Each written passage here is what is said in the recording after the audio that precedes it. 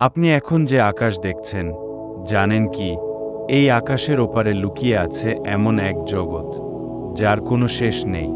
মহাবিশ্ব এত বিশাল, এত ভয়ঙ্কর যে কল্পনাও করা যায় না। পৃথিবী, চাঁদ, সূর্য সবই আমাদের পরিচিত, কিন্তু মহাবিশ্বে এর বাইরেও আছে 200 বিলিয়নের বেশি Galaxy.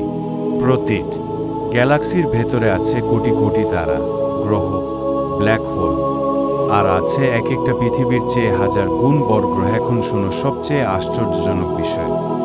James Webb space telescope যখন প্রথম ছবি তোলে ক্যারিনা নেবুলার, তখন দেখা যায় সেখানে তারা গঠিত হচ্ছে ধোঁয়ার ভিতর থেকে, যেন মহাবিশ্ব নিজের মধ্যে প্রাণের গল্প লিখছে। কিন্তু সেই ধোঁয়া, সেই আলো যেটা আপনি আজ দেখছেন, সেটা 8000 বছর আগে সেখানে থেকে বের হয়েছে।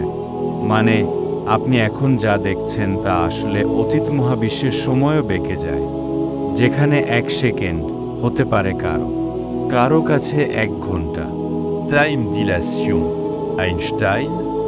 আমাদের মহাবিশ্ব প্রতিদিন বাড়ছে, এবং একদিন এতই প্রসারিত হবে যে সব গ্রহ, সব নক্ষত্র এক এক করে দূরে সরে যাবে, আর আপনি আর কোনো তারা দেখতে পাবেন না। এটা হলো heat death of the universe, যেখানে সব আলো নিভে যাবে, সব তারা নিভে যাবে, সব শব্দ থেমে যাবে। আল্লাহ তাআলা বলেন, তারা কি দেখেনি আকাশ ও পৃথিবী একত্র ছিল, তারপর আমি তা পৃথক করলাম।